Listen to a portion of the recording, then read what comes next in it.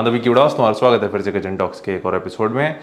तो सीन ऐसा है, आज तुम्हारा एक सवाल लेना है, काफ़ी अच्छा सवाल है और कुछ चीज़ों के साथ अपडेट भी कर देना है। अपडेट ये था, एक तो कल जो हमने तुम्हें बताया था कि ये अब हम नहीं लेंगे, तो आज हमने ये नहीं लिया है, सिर्फ हमने इसको यूज़ किया। लेकिन साली दिक्कत ये है कि क्वांटिटी काफ़ी ज़्यादा कम होती है।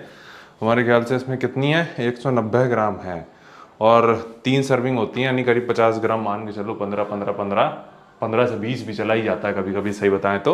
लेकिन ये 15 ग्राम में सिर्फ 3 कैलोरीज हैं।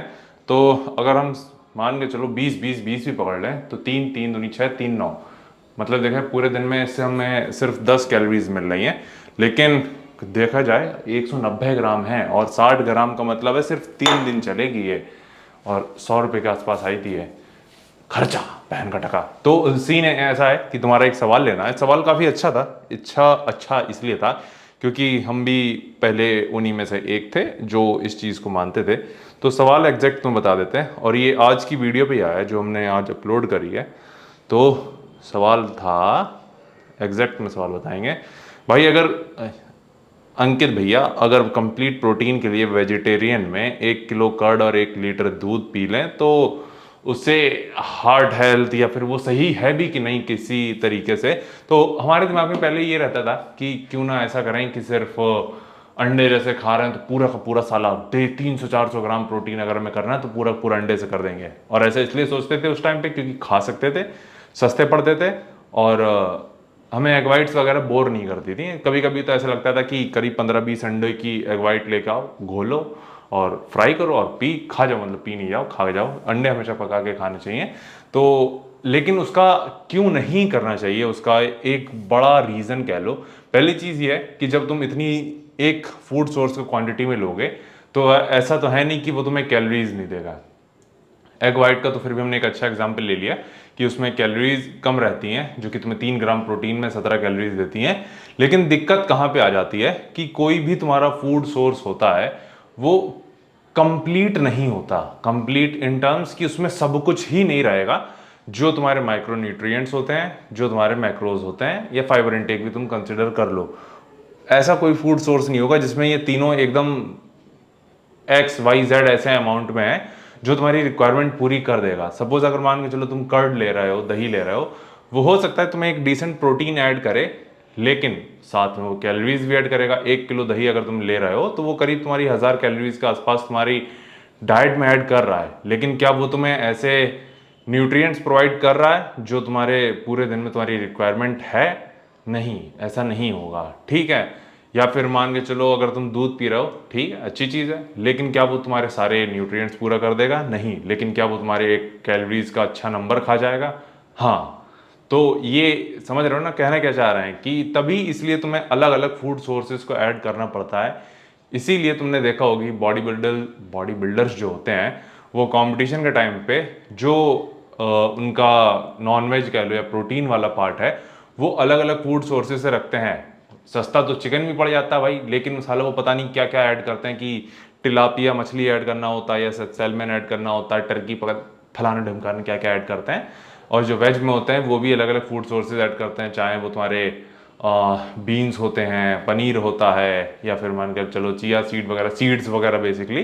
तो वो सारे फूड सोर्सेज का कॉम्बिनेशन तुम्हारे माइक्रो न्यूट्रिएंट्स, तुम्हारे फाइबर, तुम्हारे मैक्रोज, इनको पूरा करता है। किसी एक स्पेसिफिक फूड सोर्सेज के बल पे अगर तुम सोच रहे हो पूरे दिन का न्यूट्रिशन वैल्यू तुम अपनी पूरी कर पाओगे, वो नहीं होगा। अब वो लोगे तो चीज़ें फकअप होनी है, क्योंकि अगर सिर्फ उसके भरोसे तुम जाओगे तो तुम्हारी रिक्वायरमेंट पूरी नहीं होगी। एक चीज़ की हो सकता है रिक्वायरमेंट पूरी हो जाए, सपोज जैसे तुम अगर 1 किलो दही पी रहे हो तो उसी से सिर्फ तुम्हें कुछ नहीं तो 100 ग्राम या उसके आसपास प्रोटीन मिल जाएगा, लेकिन कैलोरीज तुम्हारी फिल होने लगेंगी और बाकी की चीज़ें तुम छूट जाएंगी। तो वो एक दिक्कत कर देगा, प्रोग्रेस की जगह तुम्हें नीचे लेके जाएगा। इसीलिए कहावत भी है, अति किसी की अच्छी नहीं, प्यार की भी नहीं। वाह वाह वाह।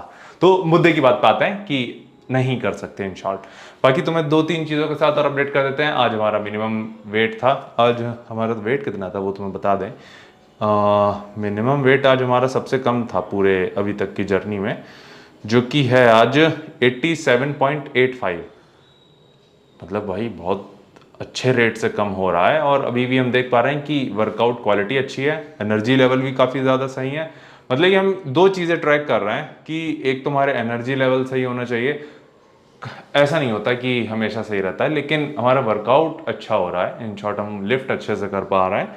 और दूसरा भी, स्टार्वेशन वाली स्टेज हम हिट नहीं की है, और वो हम कंपेयर करते हैं अपने लास्ट कंपटीशन से। अब जाहिर सी बात है, हमने ये तुम्हें पहले बताया कि ये हमारी बेस्ट फिजिक नहीं हो सकती, क्योंकि अभी भी हमें जल्दी करना पड़ रहा है।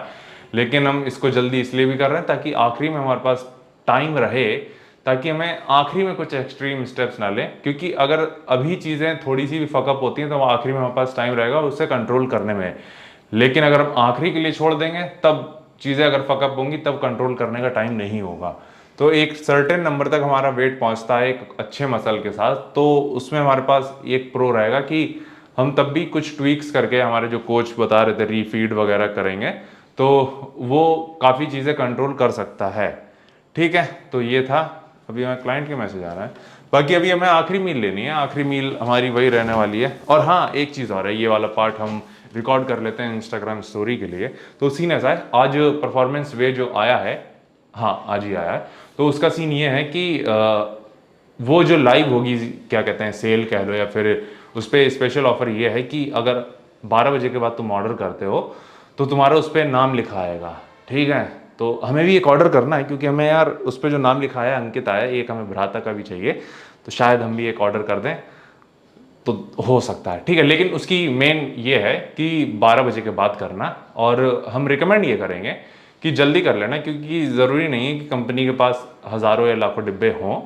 तो समझ रहे होगे हम कहना क्या चाह रहे हैं। ऐसा नहीं करना कि 12 बज के 1 मिनट पे कर दो, लेकिन कर लेना सुबह उठने के बाद, या फिर 9 बजे से पहले मंदिर जाना, मंदिर से आना, पूजा वूजा करके तब ऑर्डर कर सकते हो तुम। ठीक है, मेन चीज़ ये हम कहना चाह रहे थे, कर लेना। ठीक है, बाकी तुम्हें कोड वगैरह पता ही है, अंकित जी अवतार, तो संभाल लेना भाई। ठीक है, ये वाला पार्ट यहीं एंड करते हैं, अब वापस आते हैं। तो ये था हमारा, ये हमें स्टोरी पे लगाना था भाई, इसलिए हमने रिकॉर्ड कर लिया। और वापस आते हैं, तो वेट का हमने तुम्हें बता ही दिया है। बाकी आज वर्कआउट जो करना है वो था हमारा, आज साल हम दिन भूल जाते हैं, आज शोल्डर डे था। वर्कआउट काफ़ी अच्छा था, काफ़ी कम था आज, हाई वॉल्यूम नहीं था, कम ही वॉल्यूम थी। एजन जो हमें आदत है 8 एक्सरसाइज करने की, वो नहीं है, लेकिन पंप काफ़ी अच्छा था। और इसलिए भी हाई वॉल्यूम नहीं था क्योंकि सुबह हमने एब्स भी ट्रेन किए थे, थोड़े कार्ब्स भी ट्रेन किए थे। कल हमें ट्रेन करनी है लेग्स, तो उसके लिए हमें काफ़ी मेंटली प्रिपेयर होना पड़ेगा। बाकी अभी हम देखा जाए कितने वीक्स आउट हैं, अब 10 वीक्स आउट हमें लगता है 10 वीक्स आउट चल रहा है मामला हमारा। और एब्स सब हमारे ठीक ठाक दिखने लगे हैं। अभी हमारे बाल हैं थोड़े थोड़े, तो एकदम अच्छे नहीं दिख रहे होंगे, तो जो भी है लेकिन सही है। बाकी तुम देखोगे पहले सुबह की क्लिप जब हम कार्डियो करने गए थे। अब एक चीज़ और है, ये हम कल ही बताते हैं, लेकिन अभी बता देते हैं। अब कार्डियो की इंटेंसिटी हमने कब की है, क्यों कम किए, वो कल पंचायत पे लेंगे। पहले देखोगे सुबह की क्लिप, फिर देखोगे तुम वर्कआउट वीडियो, वो देख के बताने कैसी लगी। हाँ, तो तुम्हारा स्वागत है फिर सुबह की चर्चा में। तो सीन ऐसा है, जा रहे हैं कार्डियो करने, थोड़ा लेट हो गए, मतलब क्योंकि देखा जाए 7:40 से ऊपर हो चुका है, 10 मिनट लेट चल रहे हैं, पर कोई नहीं। बाकी तुम्हें अपडेट दे देते हैं कि अभी हम वेट चेक करके आए हैं, तो वो ये हमारा था 88.25। तो देखा जाए कल से मेरे ख्याल से कम ही है ये, कल 88.40 या ऐसा कुछ था, 60, तो उस हिसाब से सही है। बाकी साल ये भाई कार्डियो भी फाड़ने लगा है, पहले जितना आसानी से कर लेते थे, अब एक तो वही है ना कि जो पेन होता है ना मसल्स में, वो स्टार्ट हो गया है। वो तो कहो अच्छा है कि हम सो लेते हैं अच्छा खासा, करीब 8 घंटे के आसपास, तो वो तो स्ट्रेस लेवल बॉडी पे कम रखता है, लेकिन फट जाएगी अगर हम ये सब चीज़ें ना करें। तो कोई नहीं, बाकी तुमसे मिलते हैं जिम में।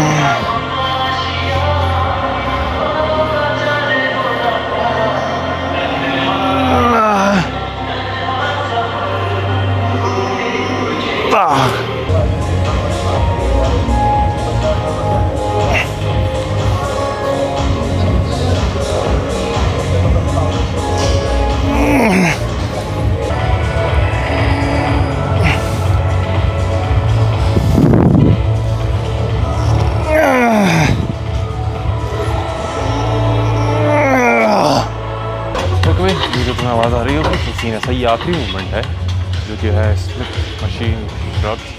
देखे तो आज सारे ओल्ड स्कूल मूवमेंट ही थे, जिसमें सबसे पहले हमने किया था हमारा स्मिथ मशीन पे ही शोल्डर प्रेसेस, फिर dumbbell side raises, front raises cable से किया था, केबल मशीन से। फिर चौथा था तुम्हारा रियर डेल्ट फ्लाइज, वो काफ़ी ज़्यादा अच्छे से हुआ आज, काफ़ी अच्छे से माइंड मसल कनेक्शन फील कर रहे थे उसमें। यहाँ रियर डेल्ट फ्लाइज की मशीन भी काफ़ी ज़्यादा सही है, जिसमें हम अच्छा माइंड मसल कनेक्शन फील करते हैं, लेकिन वो दूसरे शोल्डर डे पे है, शोल्डर डे 2 पे।